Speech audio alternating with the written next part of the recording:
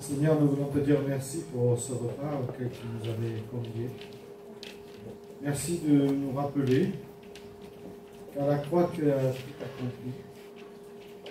Merci de nous rappeler que parce que tu es mort et ressuscité, nous avons cette possibilité de prendre et célébrer ce repas régulièrement, un signe de reconnaissance, un signe d'appartenance. Merci de nous rappeler, Seigneur, que nous sommes graciés, que tu nous as pardonné et que nous pouvons relever la tête parce que tu es ce Dieu miséricordieux et saint qui pardonne toutes choses. Au nom de Jésus. Amen. En cette période estivale, il est bon de ne pas habiter Paris, même en dehors, pour moi. J'ai rien contre les Parisiens, hein. J'espère qu'il n'y a pas de... Peut-être qu'il y a des Parisiens, là, je ne vais pas me faire des amis. Mais en cette période des Jeux Olympiques, je les plains.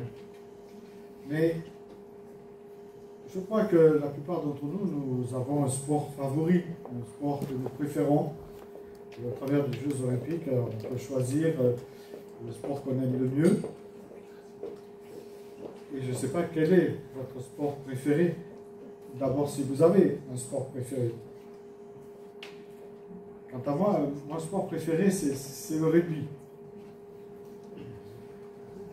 Pas seulement pour toutes ces phases de jeu qui sont sublimes pour moi, mais aussi le fait que c'est un sport un peu viril, quoi.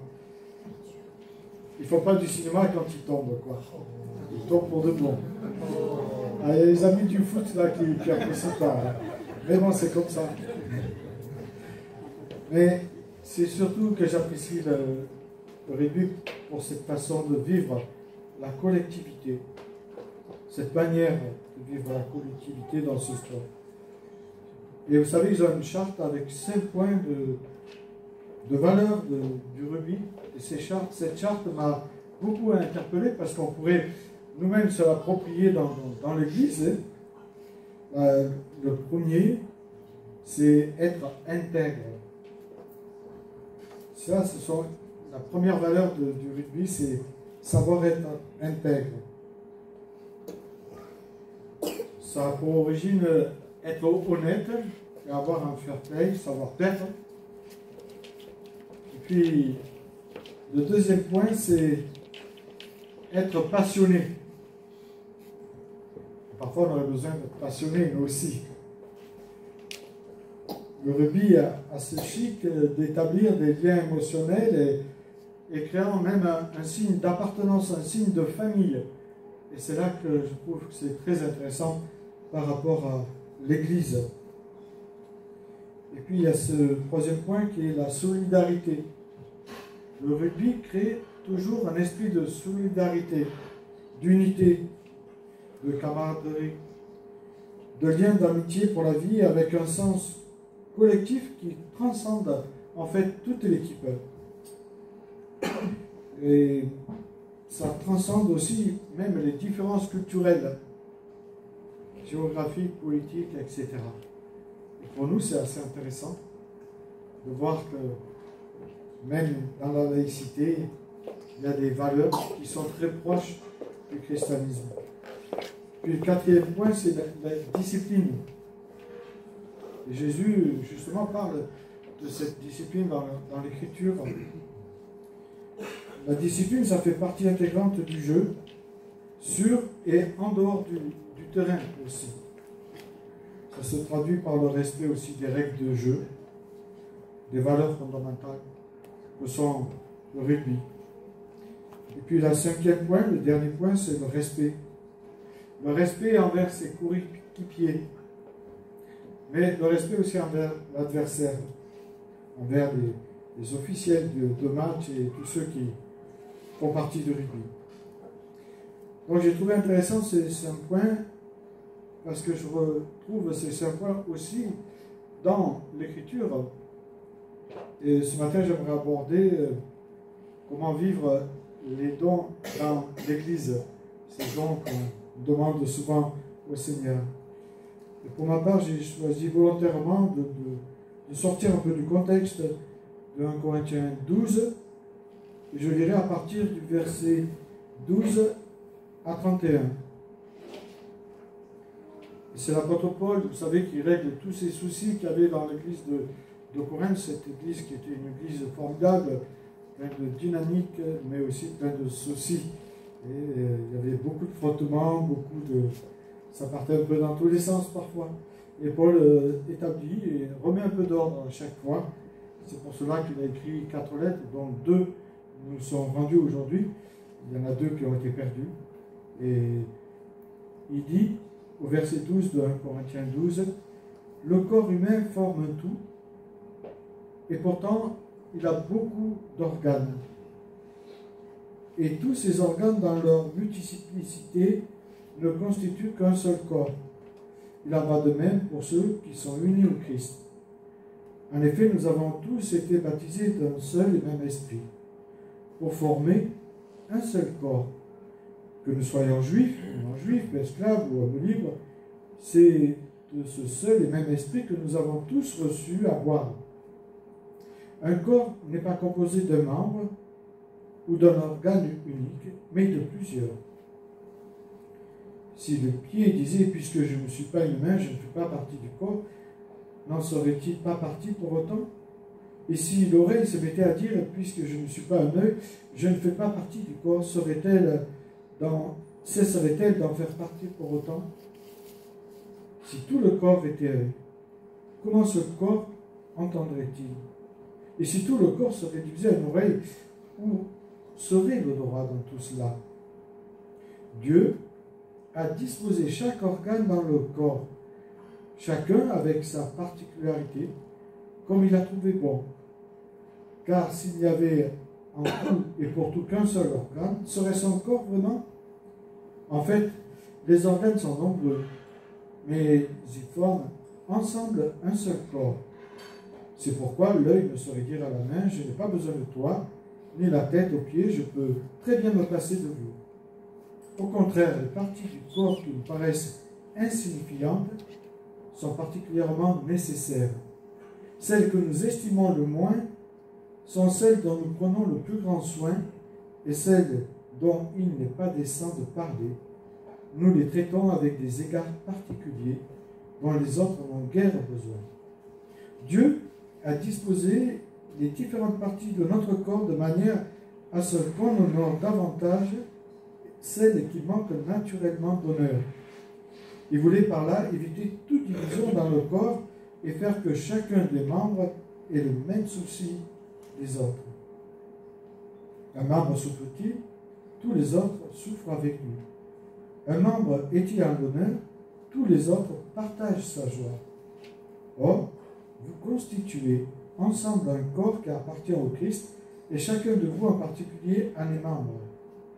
C'est ainsi que Dieu a établi dans l'Église, premièrement des apôtres, deuxièmement des prophètes, troisièmement des enseignants, puis viennent des dons suivants qu'il a fait à l'Église. Les miracles, la guérison de malades, l'aide à la direction de l'Église, de parler dans différentes langues inconnues. Tous sont-ils apôtres? Tous sont-ils prophètes? Tous sont-ils enseignants? Tous font-ils des miracles? Est-il donné à tous de guérir des malades? Tous parlent-ils dans des langues inconnues? Ou tous les interprètent-ils? Évidemment non. Aspirez aux dons les meilleurs. Et pour cela, je vais vous indiquer l'approche par excellence. Voilà un très beau passage de l'apôtre Paul qui s'adresse à l'Église, qui s'adresse aussi à nous au travers de ce chapitre 12, où Paul aborde les dons de l'Esprit, mais il nous démontre qu'ils ne peuvent être interprétés en dehors du chapitre 13 et 14. C'est un ensemble. Cet ensemble de passages bibliques nous explique comment vivre les dons de son esprit. Premièrement, il est important de comprendre que tous les dons sont l'expression de l'amour que Dieu met dans le cœur de tout chrétien. et de sa grâce, bien sûr. Et ça, c'est intéressant parce qu'on voit que les dons sont signes de grâce de la part de Dieu envers ses enfants bien-aimés. Et on voit que ce soit dans Romains 12, verset 6 par exemple, ou même dans 1 Pierre 4, 10, il est question de dons qui sont donnés par la grâce de Dieu. En fait, c'est un cadeau.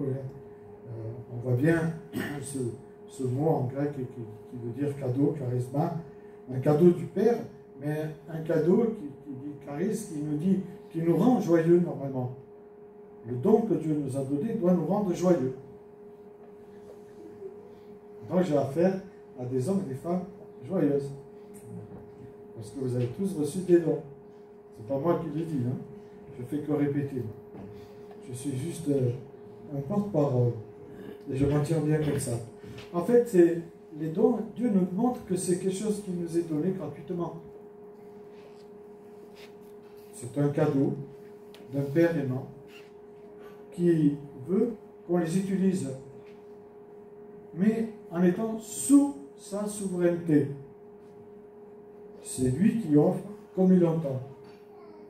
Il est bien dit au verset 4 et 6 de 1 Corinthiens 12 que c'est lui qui est établi dans l'Église. Et on voit qu'il établit et on voit que c'est dans l'Église. Ce n'est pas en dehors. C'est donc concerne le corps de Christ. Et même dans Éphésiens, on retrouve les mêmes paroles. Personne d'entre nous ne peut dire qu'il n'a pas de don. Ou alors s'il ne les a pas, il ne les a pas encore reçus, ou il ne les a pas peut-être demandés, il n'a pas osé les demander. Parce que la Bible est très claire, elle dit « Chacun de vous a reçu un don de la grâce particulier. » Chacun, donc, ça s'adresse à nous tous ici présents ce matin et à ceux qui écoutent. Et puis il continue qu'il l'exerce au service des autres comme un bon gérant de la grâce infiniment variée de Dieu, nous dit Paul, l'apôtre Pierre. Donc c'est pour les exercer, ces dons, mais au service des autres. Et en comprenant que nous sommes des gérants, nous ne sommes pas les patrons. Un gérant, ce n'est pas un patron, il n'est pas propriétaire. Il gère ce que Dieu lui a confié. Et parfois, on peut se demander quel don Dieu m'a donné. Si je vous demandais d'écrire sur un petit papier, je ne vais pas le faire. Quel don Dieu m'a donné, je ne sais pas si on saurait quel don Dieu nous a donné.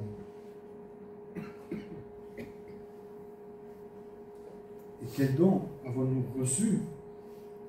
Et savons-nous le mettre au service de son corps? Puisque tous les chrétiens ont un don, en tout cas, ils peuvent en avoir un, ils doivent l'exercer, et Paul est très clair, pour le bien de la communauté, pour l'ensemble de la communauté. Et le vœu de Dieu, c'est de donner à chaque serviteur une place bien précise au sein du corps. Donc c'est pour ça qu'il donne cet exemple de la main, du pied, de l'œil, de la tête. Et donc voilà, Dieu nous donne un don particulier et ce don, on doit le faire fructifier, bien sûr. Ça se travaille aussi un don.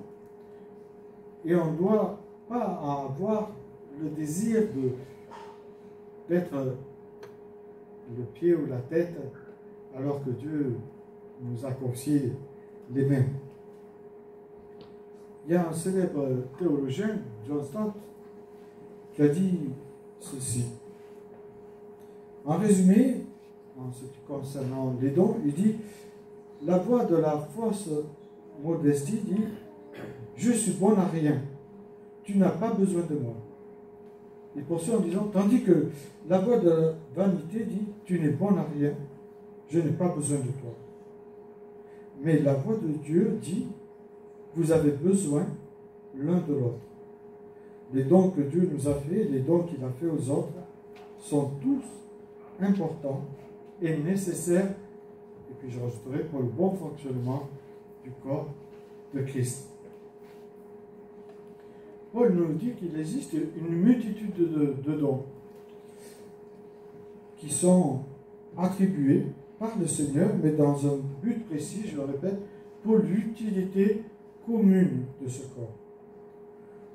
Autrement dit, pour répondre aux besoins de l'Église, mais aussi du monde en général. Le désir du Seigneur au travers de ceci, de chaque don, c'est de consolider l'esprit d'unité à lequel il nous appelle tous et nous rend tous aussi responsables.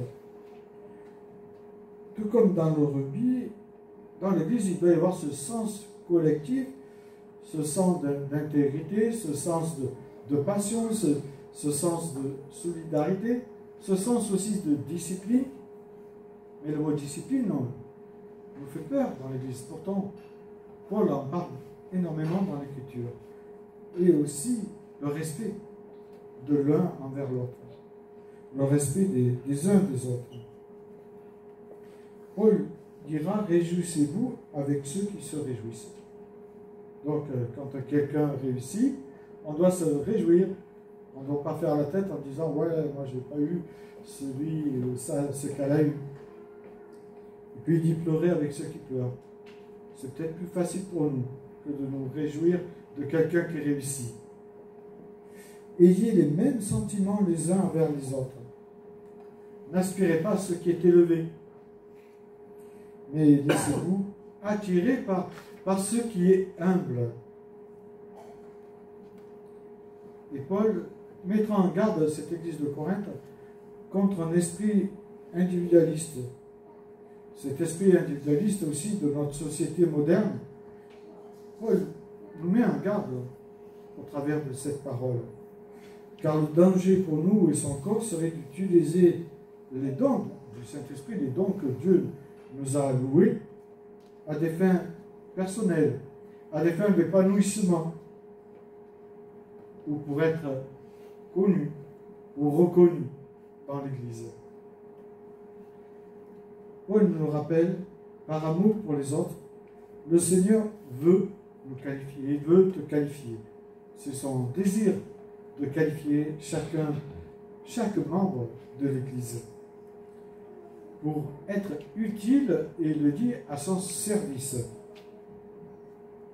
Il nous le rappelle plusieurs fois. Et je suis à mon tour, et je peux être à mon tour édifié à travers ce que les autres m'apportent.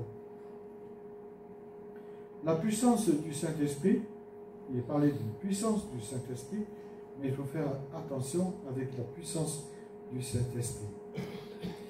La puissance du Saint-Esprit nous est donnée pour qu'on se mette à son service.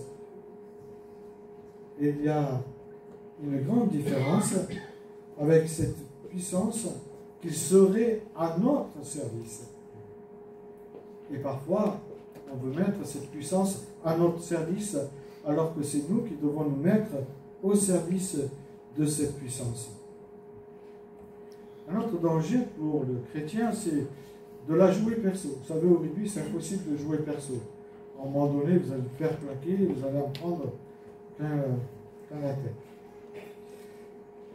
Ça va faire perso, ou alors désirer être un pilier alors qu'on est un avant, ou alors qu'on est un trois quarts. Ça ne peut pas fonctionner. Et Dieu nous a donné, il sait à qui il donne précisément. Le danger aussi serait vouloir d'imposer aux autres leur propre règlement, leur propre manière de vivre les dons. On doit les vivre exactement comme ça. Alors que ce n'est pas du tout évident dans l'Écriture. Et peut-être que certains parmi vous se posent la question, mais comment recevoir un don qui vient vraiment du Seigneur? Un cadeau que Dieu me fait. Peut-être que vous posez la question. Peut-être que vous posez la question, mais comment découvrir ce à quoi Dieu m'appelle? Et justement, Paul nous donne les conditions dans l'Écriture. Et c'est assez intéressant, parce qu'il nous dit les conditions nécessaires pour recevoir le don. Et dans Romains 12, 1, verset 2, 1 à 2, et même jusqu'à 3, il nous dit d'être invités à offrir nos corps comme un sacrifice vivant, saint et agréable à Dieu, ce qui sera de notre part un culte raisonnable, afin que Dieu nous utilise pour son service. C'est un sacrifice vivant que Dieu attend de chacun de nous, pour qu'il puisse épandre et répandre sur nous un don ou des dons. Il nous invite à avoir cette attitude de consécration, cette attitude d'écoute, afin de pouvoir recevoir ce qu'il a à nous donner. C'est aussi savoir lui donner la priorité dans nos vies de tous les jours. C'est aussi lui demander de nous apprendre l'humilité, qui n'est pas simple à vivre pour nous. C'est accepter sa souveraineté dans cette distribution de dons qu'il fait. C'est-à-dire ne pas vouloir les dons qu'il ne nous a pas donnés, ou les dons qu'il a donnés à un frère ou à une sœur. Dieu donne et distribue à qui il veut et comme il veut. Il ne s'agit pas non plus d'avoir une attitude passive ou de chercher à imposer à Dieu, mais désirer vivre la volonté de Dieu pour qu'il puisse répandre ses dons dans ma vie. Un petit rappel s'impose dans le mot don, se trouve aussi le mot grâce. Et on voit bien que c'est quelque chose qui nous est donné, qu'on ne s'approprie pas, mais qui nous est donné. Quand on se l'approprie, c'est pas être dangereux. Ce qui accentue cet acte de générosité de Dieu envers chacun de ses enfants. On peut dire que Dieu, c'est le coach qui met chacun à la bonne place sur le terrain et qui nous qualifie lui-même pour cette place qu'il nous a confiée. Mais si un 3/4, par exemple, veut jouer devant, c'est compliqué au rugby, ou vice-versa. Quels sont les faux raisonnements qu'il nous faut combattre aussi pour accueillir les dons que Dieu veut me confier? Beaucoup de chrétiens croient que les dons s'adressent à une certaine catégorie de personnes ou une certaine élite. Et peut-être que parmi nous, il y en a qui pensent cela, qui pensent que les dons, ce n'est pas pour moi. Encore faut-il demander à Dieu de déverser en nous les dons qu'il veut. Pourtant, Dieu a en réserve des cadeaux, je dirais, parce que les dons, c'est des cadeaux. Il a en réserve des cadeaux, et un peu comme s'ils étaient au ciel, ces cadeaux-là. Il attend pour nous les donner, il attend que nous lui demandions, il attend que nous soyons prêts aussi. Et nous, on ne dit rien, on ne fait rien, on ne bouge pas, on est là passif. Dieu désire donner à chacun de ses enfants qui chérit des dons ou un don. Le Seigneur, je le répète, c'est lui le coach, qui veut qualifier chacun pour son service d'une dimension, on pourrait dire d'une dimension qui n'est pas cette dimension du monde, mais une dimension spirituelle, surnaturelle, qui dépasse souvent les capacités humaines. Dieu peut nous donner un don qui n'est pas dans nos capacités habituelles. Et c'est là qu'on voit bien que c'est un don. On peut permettre à quelqu'un de timide de pouvoir s'exprimer devant tous les autres. Il peut permettre à quelqu'un qui avait de l'aigreur de savoir exhorter ses frères et sœurs. Donc Dieu peut transformer chacun de nous, à nous de venir à lui. C'est lui le potier, il ne faut jamais l'oublier. Il peut aussi fortifier les attitudes naturelles que nous avons, que nous savons ou que nous ne savons pas peut-être, mais nous avons des attitudes naturelles, et aussi les fortifier, non seulement les fortifier, mais nous en donner des nouvelles. Certains dons, on les retrouve dans les différentes listes de l'Écriture, mais je dirais que leur liste n'est pas exhaustive. Elle ne s'arrête pas ici en Corinthiens 12 aux 9 dons. Ces dons sont à disposition, et il y en a de multiples dons. Est-ce qu'on est prêt à les recevoir? est-ce qu'on les a demandés déjà? Il est temps de comprendre que Dieu nous a créés tous différents. Différents les uns des autres. Comme il a créé les membres de notre corps avec des fonctions diverses. Dans cet exemple de l'Écriture est formidable. Hein? C'est un bel exemple pour nous. Chaque partie de notre corps, il l'a placée là où elle devait être. Il ne s'est pas trompé. Simplement pour répondre à ce quoi elle est destinée. Car il sait exactement ce que nous avons besoin et ce que son corps a besoin. Dieu a en réserve des cadeaux qui correspondent à la taille de nos pieds. Ben oui, il ne va pas nous donner des grandes chaussures sur nos petits pieds. Si on fait un 36, il ne va pas nous donner un 42. Sinon, on va nager, ce ne sera pas très bon. Non, il va nous donner un don qui correspond justement à notre mesure. La maturité et la fécondité des dons sont souvent conditionnés en fait par le contexte dans lequel ils sont appelés à s'exercer. Il est donc indispensable que la communauté soit accueillante et sache accueillir les dons des uns et des autres et les mettre au service de la communauté. Si elle veut les voir fleurir et porter du fruit, elle doit les mettre en évidence. Mais je dirais qu'il ne faut surtout pas oublier ce que dit Paul entre le chapitre 12 et 14. Cette clé qu'il nous donne, c'est l'amour, bien sûr. Il nous dit qu'elle est indispensable pour l'exercice de tous les dons. Il nous parle de cet amour agapé qui vient de lui, cet amour qui peut nous transformer, qui peut nous régénérer, qui nous donne de voir notre prochain autrement, qui nous donne de l'aimer comme nous devons l'aimer, qui nous apprend aussi à être et à comprendre qui je suis face à Dieu et qui il est. Un amour qui est insondable, mais qui est indispensable pour l'exercice des dons dans l'Église. On ne peut pas exercer des dons dans l'Église si on n'a pas reçu cet amour qui vient de Dieu. Je vous invite à prier. Seigneur, notre Père éternel, merci pour ta parole. Merci parce qu'elle est cette lampe sur notre sentier. Elle éclaire nos vies et nous fait comprendre ce que tu attends de nous. Et je te prie ce matin pour ceux et celles qui seraient peut-être dans l'interrogation, de savoir s'ils ont un don, dans l'interrogation de savoir s'ils peuvent te demander un don, ou de leur révéler le don qu'ils ont. Je te prie que vraiment tu mettes en eux ce désir de se retrouver face à face pour qu'ils osent venir à toi, quémander ce que toi tu veux leur donner. Merci Seigneur pour cette Église que tu as permis, qui s'est construite au travers de cette effusion de l'Esprit.